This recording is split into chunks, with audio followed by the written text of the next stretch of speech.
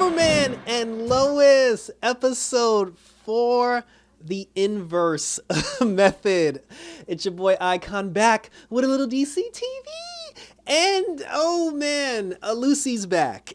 Like Lucy Lane is back. We haven't seen her since season 1 of Supergirl, and she made her triumphant return. And I remember her from season 1 of Supergirl, and I loved her character from season 1 of Supergirl. And it's been about 5-6 years since we've seen her last, and now that we've seen her for the first time in about 5 or 6 years, my God, Crisis did a toll on on this poor woman. At the end of Supergirl season 1, she was the leader of the DEO Desert Division because that was the secret base that they were using throughout the course of season 1. And when they switched over to the CW and they ended up getting like the building, Lucy stayed behind to run the DEO in the desert. So she was, like she was in charge, like she was the head person in charge of like of a big time, government organization. I mean, she dated James for a while, but then the two of them had broke up again. But she had a lot of good things going for her since we saw her last. But now, like, good Lord. Like now she's like a drunken mess, and she's popping them pills, and she done lost her mind. Like the episode starts where she's talking to Lois. It's a flashback of when her and Lois were having a conversation. Lucy was living with Lois at the time, and she knew this Allie person. Like she knew her even then. And she ended up leaving Lois because she said that, she came here because she thought that she could get help, but she realized she couldn't get the help that she needed with Lois because she even said, she was just like, I'm living here in your house. It's you, it's Clark, it's your boys. And then she's like, you have like this perfect life and everything, and my life's turned to shit. She's like, I lost my fiance. And I'm like, I hope she wasn't talking about James. She was like, I lost my fiance. She's like, I lost my job. And I'm just like, wait, you got fired from the DEO? And she's like, and then she was like, we lost our mom. And then Lois was like, we didn't lose mom, she walked out on us. And then she was like, but you never talked about it. She was like, because that woman left it. Like it was just like this whole big thing. Like the girl's life basically went in a downward spiral, and it has to be because of Crisis. Like because they said that after Crisis, not everyone's lives are going to be the same. Like people's lives are going to be different. But geez Louise, like they did a number on her. So she ended up going to to Allie because Allie's basically a cult leader. And she preyed on Lucy when she was at her most vulnerable. And she told Lois, she was like, stay away from her. And then Lois was just like, oh, I'll do whatever I have to protect you because you're my sister.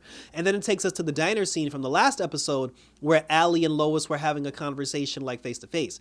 And Lois, Lois had said to her, she was just like, listen, you almost got my sister killed because she OD'd. And then, Allie was like, oh, you didn't report the whole truth and you're a fraud and you're a liar. And then she was just like, yo, stay out of my business. And then she was like, I'm gonna protect my sister. I'm gonna bring my sister home and I'm gonna take you down by any means necessary. And then the funny thing was, Allie is such a cult leader that when Lois had made that, by any means like comment, Allie actually had her goons sitting in the diner ready to like pounce on Lois if Lois tried to attack her or whatever. And then because when Lois had said the line, Allie was like, oh, was that a threat, Lois? She was like, did you threaten me? And then her goons got up and then she was like, oh, I don't like being threatened. She's like, I don't like being threatened, Lois. And then and it was so funny because when she told her, because like Allie basically tried to like pop her chest out. She was like, yo, I gotta back up, like what you gonna do about it? And then Lois looked at her like, bitch, I'm married to Superman. She was just like,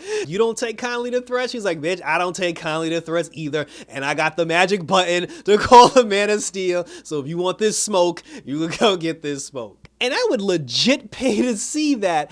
I would pay to see the moment where Allie tells the goons, go take out Lois Lane, and then Lois pushes the magic button, and then Superman shows up like, yeah, that's what it is. So you don't mess with Lois Lane. So now, so then Allie leaves, and then Lois calls Chrissy, and she's just like, listen, it's worse than we thought. My sister's really in trouble.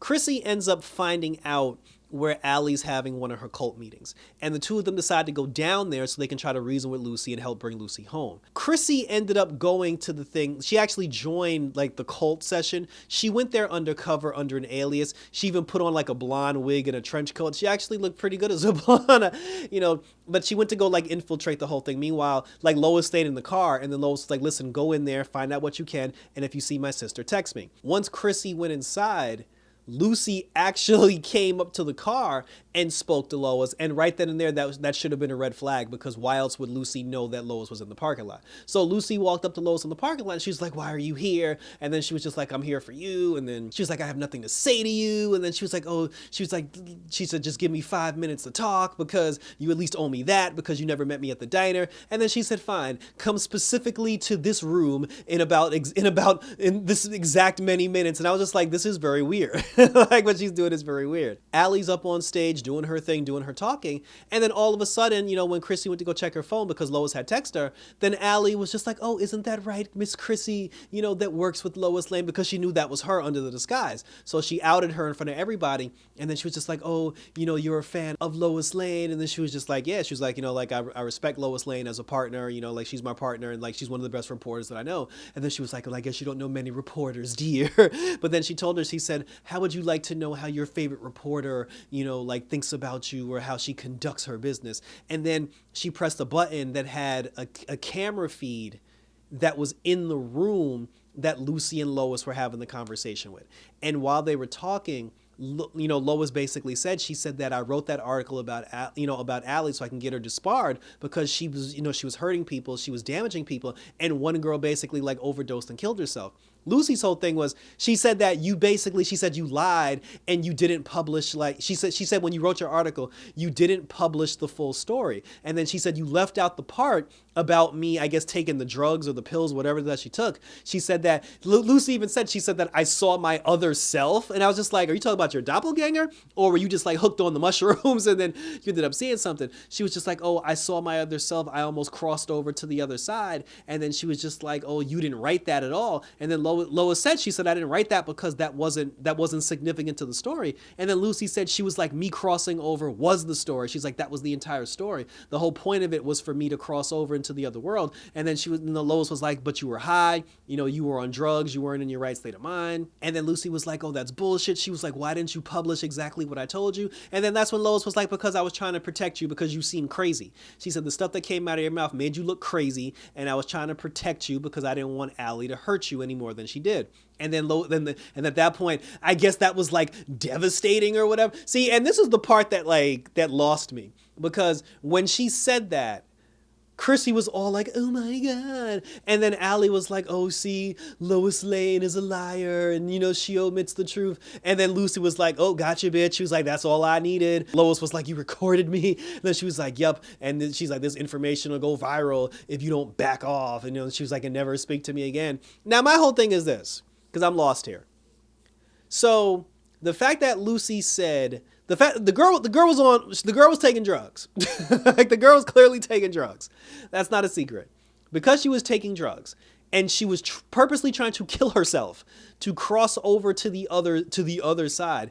And she said she saw her other self. Why are we mad at Lois for not bringing that up in the article? If all Lois wrote in the article was that she brainwashed my sister and my sister was basically going to kill herself, that's all we need to know. The circumstances of why she wanted to kill herself is irrelevant. I don't care that she thought she was going to cross over to the other side. Like that, and everybody acted like, oh, she like Lois Lane basically like went against some big code of like ethics or whatever. And I'm just like, it wasn't, and honestly, it wasn't that serious. Chrissy got all mad, and then she was like, what else don't I know, Lois? I'm just like, my sister was on drugs and she almost died. I don't see, maybe it's just me. Maybe it's just me. But like I said, I don't see her leaving that part out. I honestly don't see that as being a big deal. Chrissy's upset because she's just like, oh, you lied. Because they're basically trying to say that Lois altered the truth to forward her own agenda because she had a personal vendetta against Allie. And I don't see that anywhere in that situation.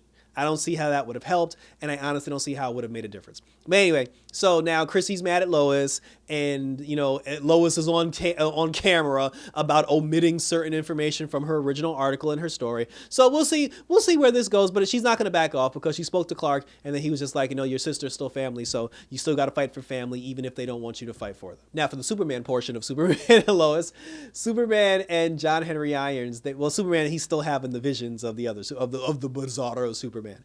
But him and John Henry Irons, they were having a conversation, they were talking, and then while they were talking, Clark felt the Bizarro on his way to the farm. And he even told him, he was like, yo, John, he was like, the Bizarro Superman's on his way. So when the Bizarro Superman showed up, both Bizarro Superman and Clark got into a fight in the middle of the field.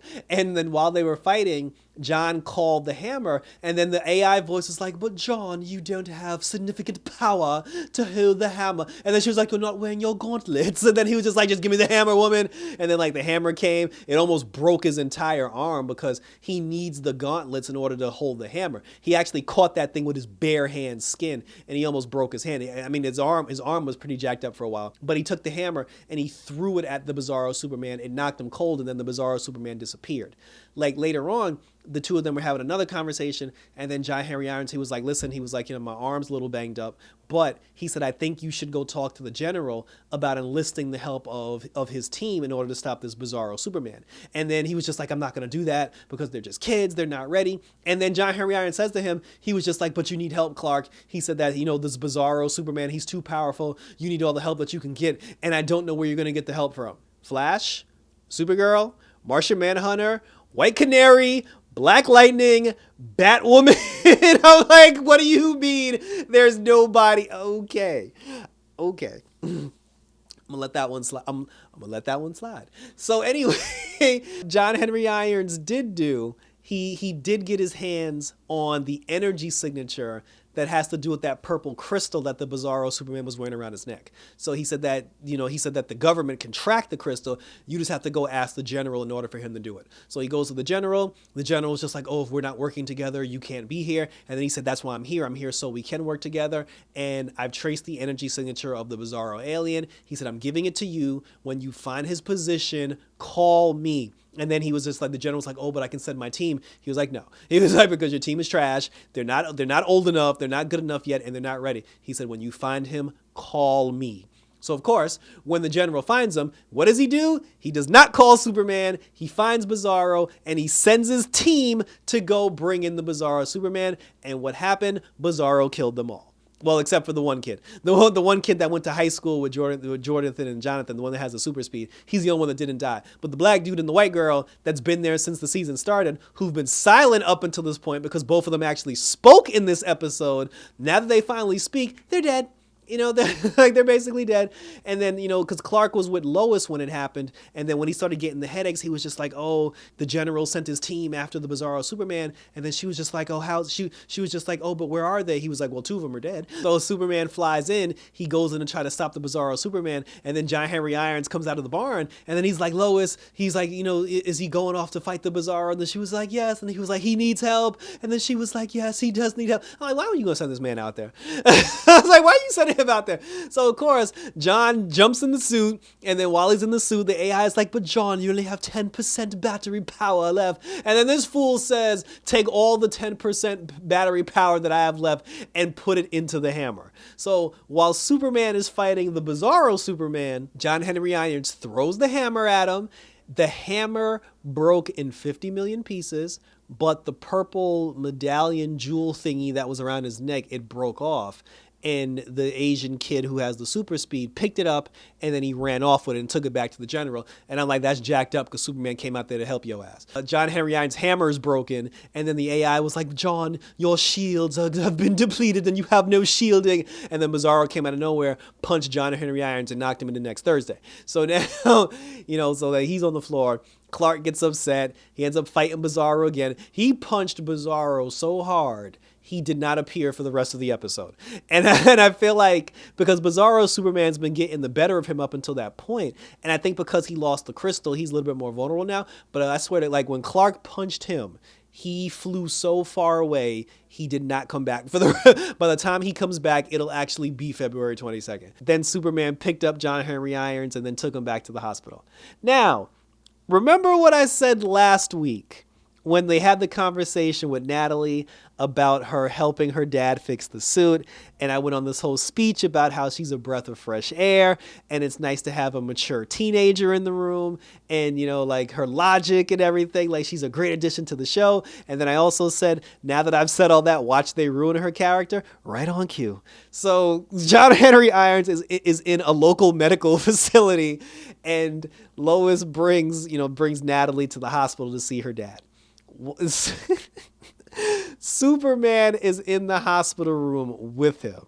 When Natalie comes in, you know, he's got his arm in the sling. He's breathing on life support, like he almost died. And then he's on the hospital bed, like all battered and bruised. Like Natalie's on the verge. I don't know why I'm laughing. Natalie's on the verge of tears. And then Superman's standing behind her in the background.